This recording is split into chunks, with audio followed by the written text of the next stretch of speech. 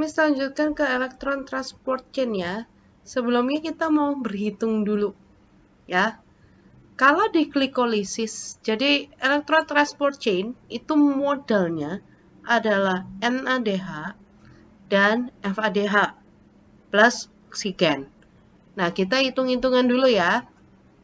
Oke, di glycolysis dan di Krebs cycle itu sudah ada net 2 ATP kalau dari glikolisis. Dan di Krebs cycle ada 2 ATP lagi karena masing-masing asetil-CoA menghasilkan 1 ATP. Ya, jadi total ada netnya ya, bersihnya ada 4 ATP yang dihasilkan.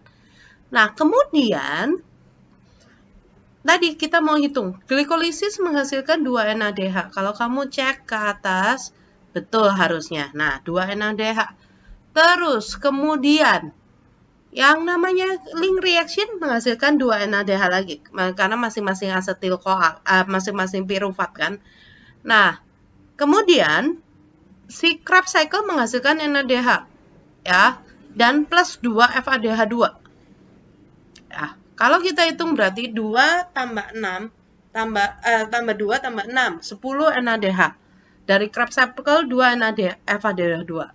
Nah, ini kita ambil sekarang hanya yang ideal aja, yang Indonesian Curriculum. Ya, kita nggak ambil yang A level. Meskipun ya sebenarnya yang lebih benar yang emang ada yang hilang sih energi itu. Kalau yang di Indonesia dihitungnya tidak ada yang hilang. Tapi kan hitungnya lebih gampang. Ya, jadi kalau 10 dikali 3, 1 NADH bisa menghasilkan 3 ATP. Nanti dari mana? Habis ini ya, satu-satu. 1 FADH2, 1 reduce FADH akan menghasilkan 2 ATP. Ya, kita lihat yang kurikulum Indonesia aja. Kalau yang di actually, yang di kurikulum A levelnya, itu 2,5 kalau FADH. Kenapa? Setengahnya hilang. Karena memang tidak ada yang benar-benar akurasi, efisien 100%. Terutama dipakai buat transport ADP masuk ke dalam mitokondria. Itu butuh energi. Dan transport dia juga untuk ke matriksnya mitokondria itu butuh energi. Ya. Nah, maka kalau kita 10 dikali 3 berapa? 30 kan? Terus 2 FADH2 akan dikonvert jadi 2 ATP. Berarti ada 4. Berarti nanti di oxidative phosphorylation dan electron transport chain ini akan menghasilkan 34 ATP. Kalau yang ideal. Kalau nggak idealnya 28. Tapi ya udah itu paling banyak ya. Banyak banget 34. Plus ditambah yang netnya tadi. Yang di glikolisis sama Krebs 4 ATP. Jadi satu glukosa akan menghasilkan 38 ATP secara ideal. Secara tidak ideal hanya 32. Tapi ya udahlah. Beda tipis. Ya, kita ambil yang Indonesia aja. Nah, prosesnya. Sekarang prosesnya gimana, Miss? Saya pakai gambar ini. Ya, dan saya nggak akan pakai papan saya itu karena nggak bisa juga. Ya, intinya begini. Si NAD dan FADH2 tadi kan ini masuk dari hasil dari si Krebs cycle, ya kan? Nah, ini dia orang akan dilepas hidrogennya. Jadi ini ada protein, ini macam-macam protein. Nggak perlu dihafal nama proteinnya, saya pun nggak hafal, memang nggak dipakai gitu ya. Kecuali kamu memang mau jadi ahli protein, nah itu beda lagi. Nah, H plusnya akan dilepas, dikumpulkan di sini. Kebayang di sini banyak banget H plus. Karena dari NAD dan FAD itu akan dilepas H plusnya. Dilepas elektron juga nggak, Miss? Iya. Kan selalu redoxnya kayak biologi itu H plus dan elektron berpasangan. Jadi saat kamu lepas H plus, di sini kamu juga lepas elektron. Ya. Jadi di sini banyak H plus, banyak elektron. Ya.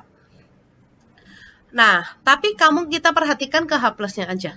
H plus dilepas dan elektronnya itu tadi begitu dilepas dia akan loncat-loncat di sini nih.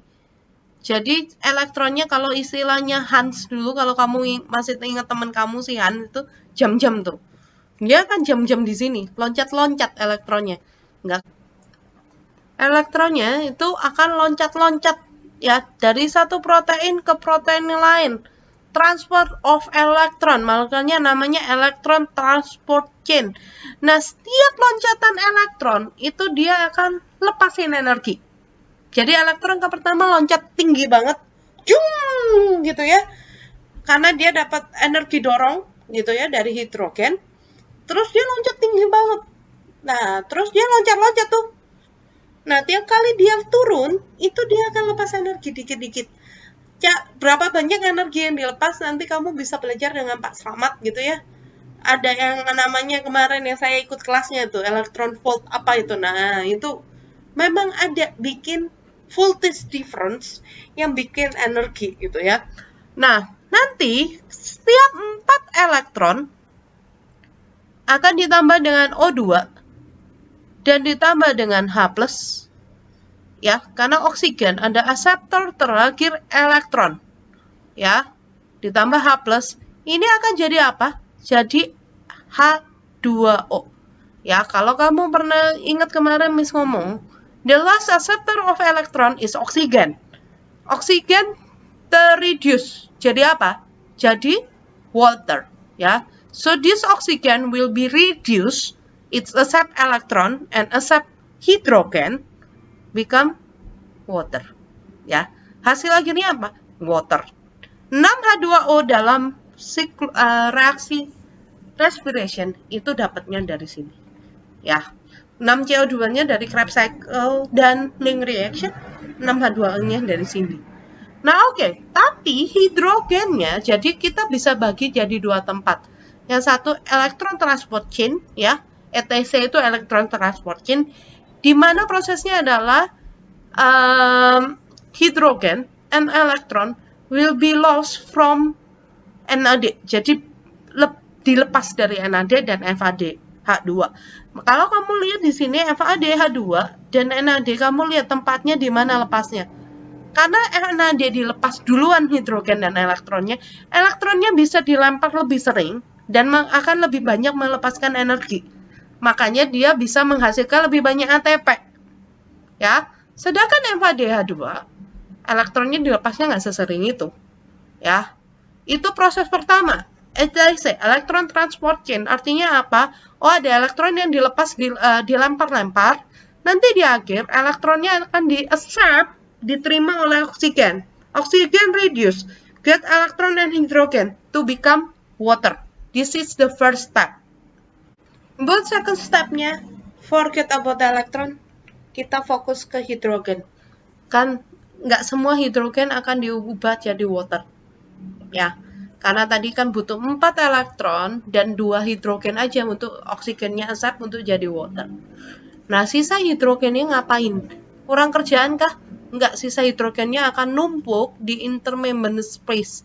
Jadi kalau kamu bayangin mitokondria, ya ini mitokondria gitu ya, kan biasanya Miss Shirley gambar mitokondria kayak begini.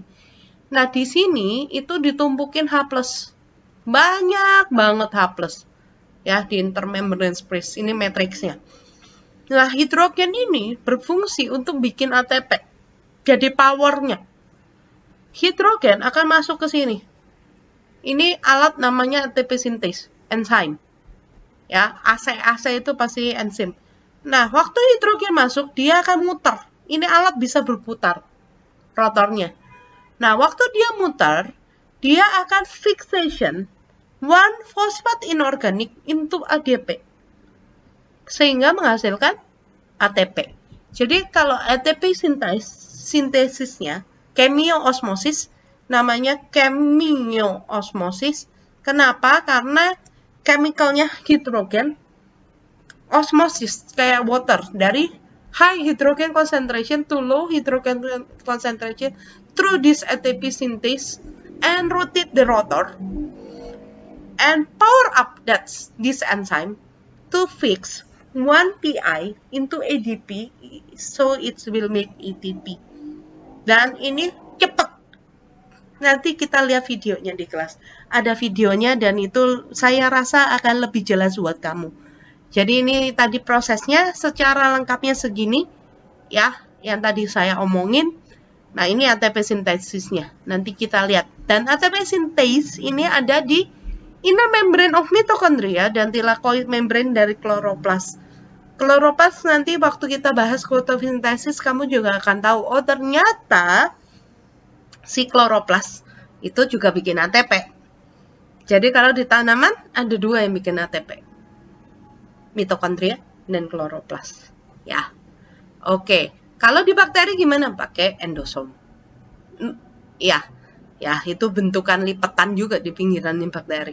Nah, ini semua redox proses. Jadi kita bisa proof pakai satu substance yang bisa berubah warna kalau ada redox. Pakai DCPAP atau methylene blue. Nanti kita coba pakai yeast. Nanti kita akan demo lab. Ya. Sekian untuk yang bagian ini.